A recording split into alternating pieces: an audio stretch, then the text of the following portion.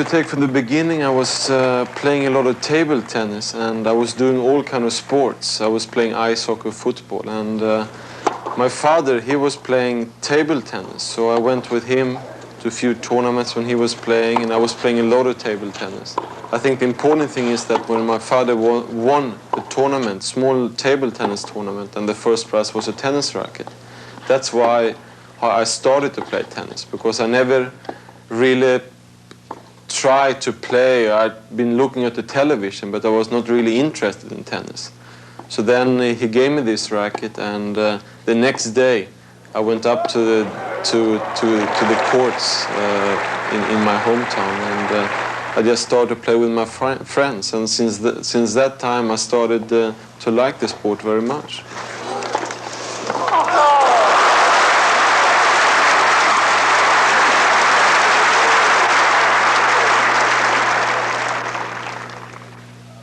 Bjorn Borg, on the day of a match, how do you prepare yourself psychologically?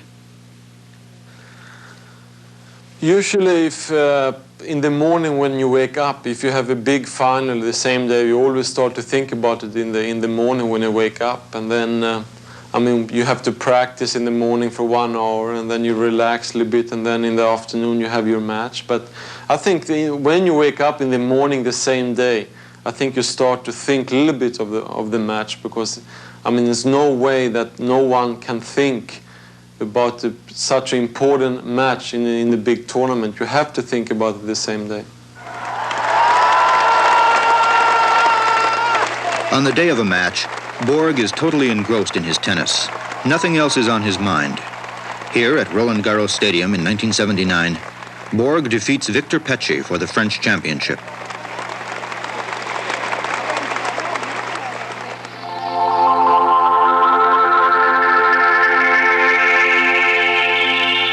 Borg is indisputably #1 on clay. On other surfaces, he is more vulnerable. But make no mistake about Borg's ability. On the grass courts of Wimbledon, he's the champion for 4 years running.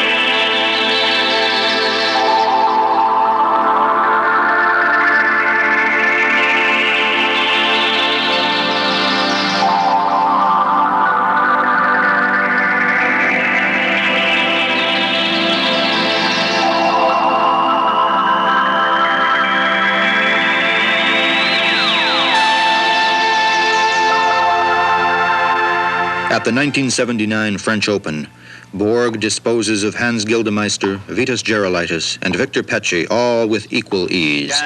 15-0.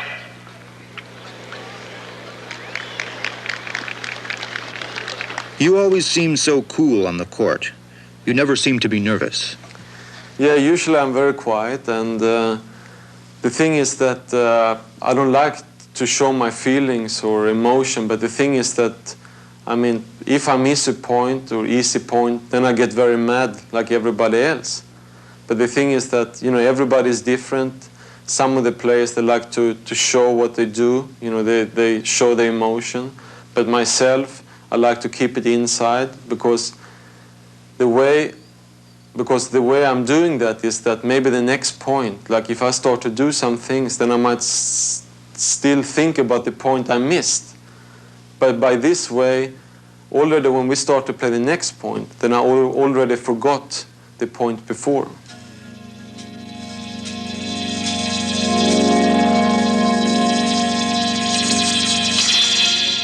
On the court, Borg's concentration is intense.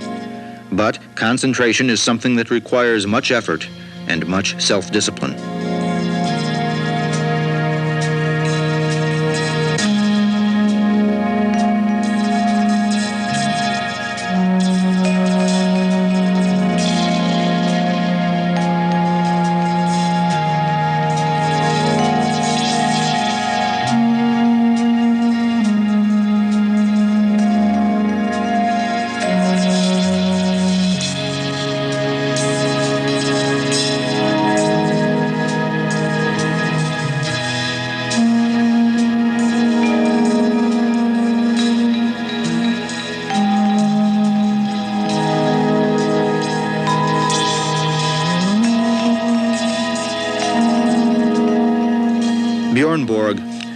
You're the best tennis player in the world, but sometimes even you miss the ball. Yeah, and I think that's very, very normal to miss once in a while in the match, especially like if you play a long match, you might play for 3-4 hours a match, you might play 5-set long match, and it's a lot of pressure on you, and you've been working very hard from the first point. And it comes to a stage in the match that you might not concentrate as much as you were doing in the beginning because you're mentally tired. And that's very, very normal. That happens to everybody. So during that stage of the match, you're a little bit tired, and you might miss an easy overhead, easy smash, or easy volley you wouldn't miss. But that's very, very normal, especially if you play a long, long match, and it's hot, and you have to be doing a lot of running. And, I mean, that's happened to me, you know, every match I play if I have a long match. Sometimes in the match you miss points you shouldn't miss, and that's because you're a little bit tired.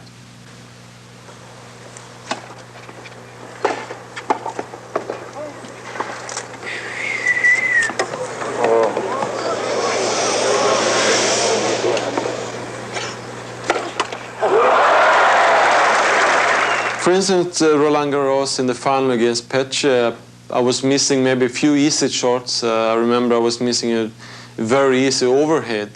And that's because that we've been playing for 4 sets, and it's a lot of pressure. It's a very important match. It's in the final in the French Open, which is a very big tournament. And you get a little bit tired. Maybe for 5 minutes you don't concentrate as well. And then you miss these kind of shots, and that's very normal.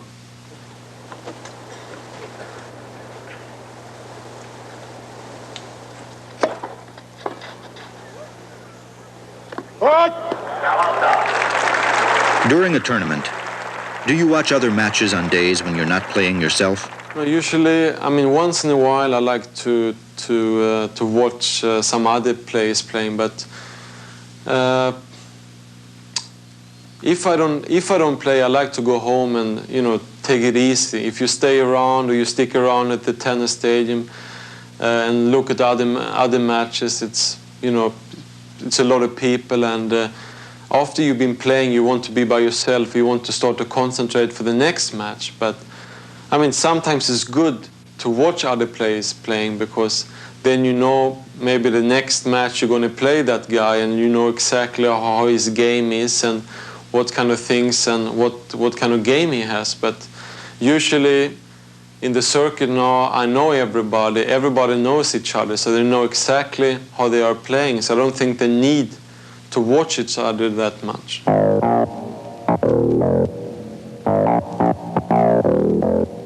Since Borg is constantly meeting the top players in the big tournaments, their habits are well known to him. It's not necessary to study their styles each time they play.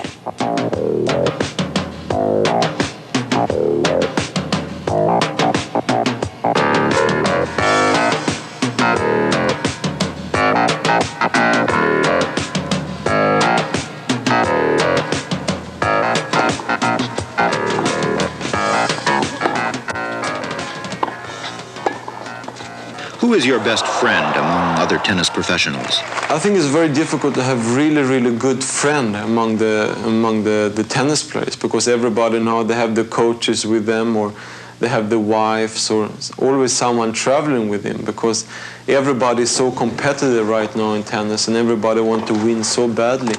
So it's difficult to have a really close friend, but I'm very close friend to Vitas Triolaitis. We like to practice together, and we spend a lot of time together on the tennis court, and I think that's good for both of us.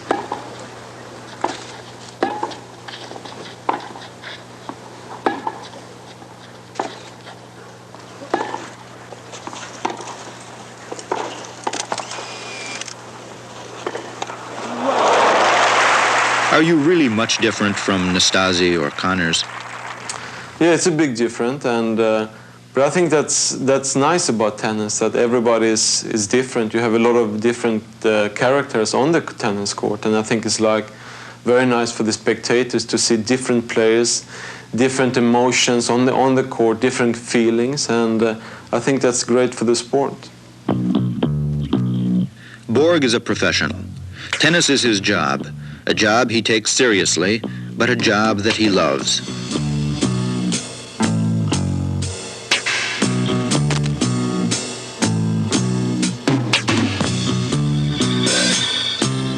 While spectators have come to expect a certain amount of jesting and joking on the court by some players, notably Gildemeister, Nastasi, Connors, and Gerolaitis, who frequently taunt their opponents and the public, Borg always remains steady and serious, never letting anything distract his attention from the match at hand.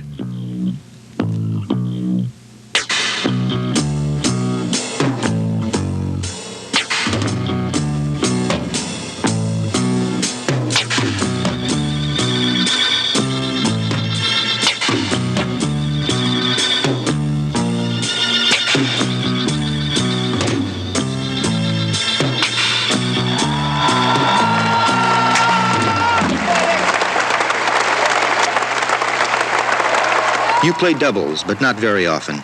Why not? Yeah, once in a while I like to play doubles, but I prefer to concentrate on the single because to concentrate on both things, single and doubles, is very, very difficult. Especially if you play big tournaments, you play best of 5 both in single and doubles. You might have play a single first, maybe you play 5 sets. Maybe 1 hour later you have to play doubles best of 5 sets. And you might end up playing 10 sets in one day. And then maybe in the next day you have a quarterfinal match or whatever in singles. And you might be tired because you've been playing doubles the day before. So that's why I just want to prefer to concentrate on the singles. When I play my singles, I don't have to play any doubles. I go home and rest. Plus, sometimes it's maybe very easy to get some injuries in doubles too, because if you've been playing a lot of singles, a lot of doubles, you've been playing tough matches, maybe in the doubles you get some injury, and then you're out for the single too. So that's why I don't play doubles. But once in a while I like to play doubles. I always play doubles in the Davis Cup and maybe a few other places too, but most of the time I don't play doubles.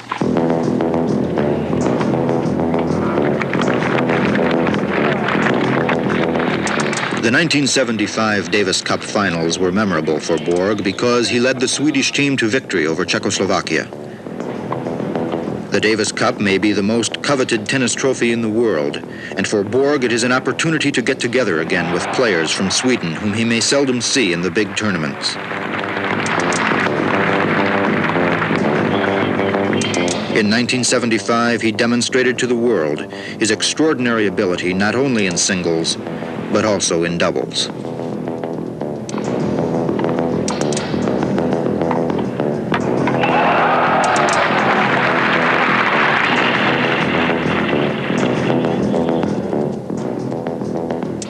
Your coach, Leonard Bergelin, what role does he play during a match? Well, during the match, Leonard, he doesn't give me any advice or anything. He sits there, and it's always good to see him, to sit by the side of the court, to have someone there, because he might after give, maybe some advice or maybe before to do a few things.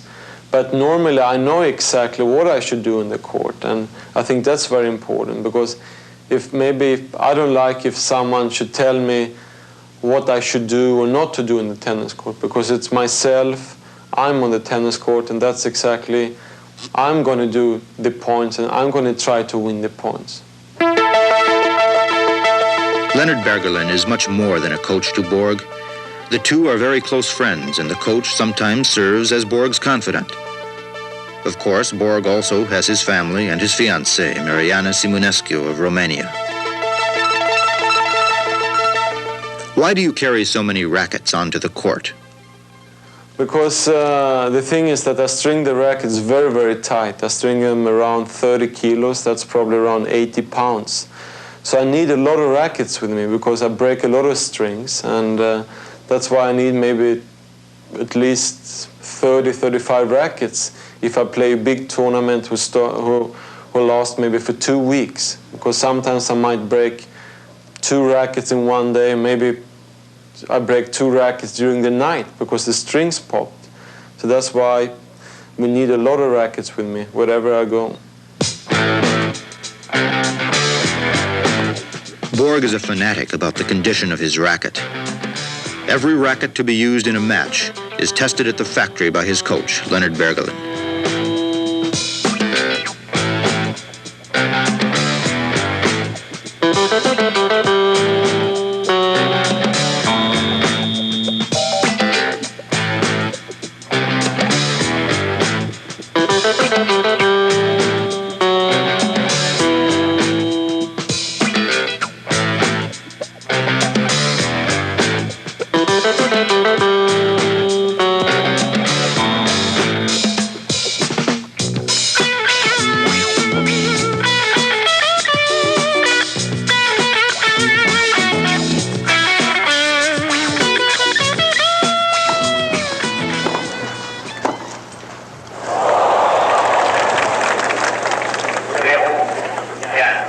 Tell us, can the world's best tennis player become better still?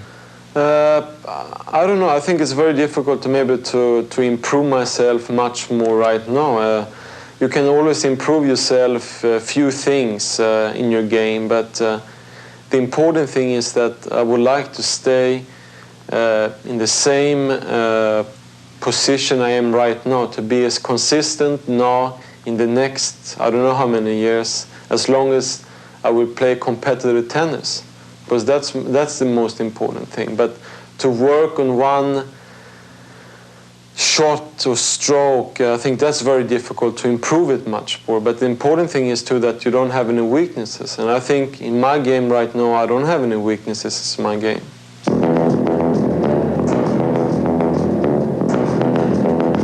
For Borg, the legs are the most important part of his game. He is able to move across the court with remarkable speed, yet stop in time to position himself for the shot. When Borg takes a rest from tennis, he's careful to keep in shape by exercising frequently, especially by jogging.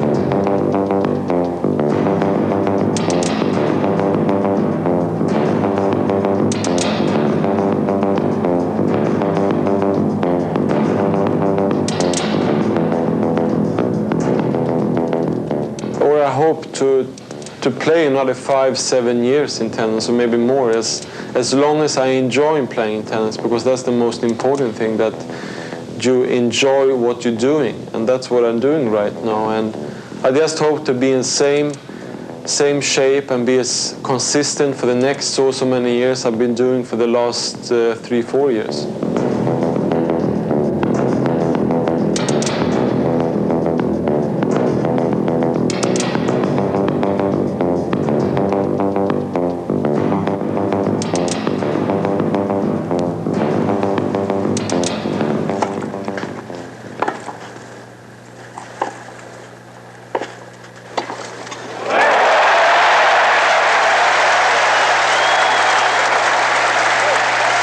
In the final of the 1979 French Open, Borg defeated Victor Pecci for his fourth title in 5 appearances at Roland Garros Stadium in Paris.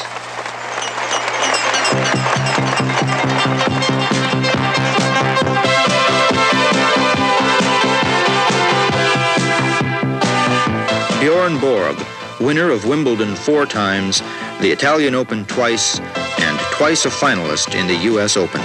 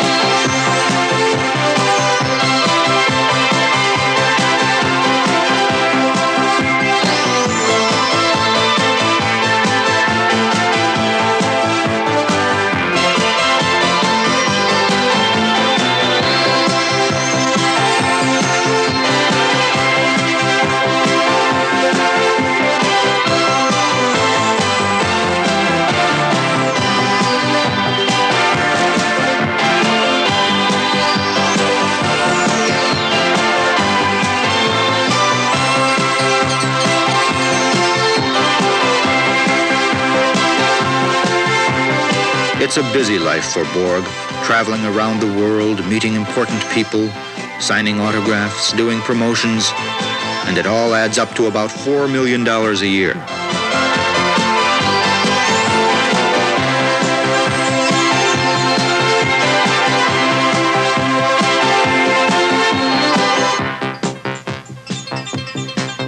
Does your long hair ever bother you on the court? No, actually, when I use a headband, so that's why I don't have any problems with my hair. But if I shouldn't use a headband during my tennis match, then it will be a big problem, because I mean, if I don't have a headband, then there's no way I can play, because the hair is too long. But as long as I feel comfortable with it, I will still have my long hair.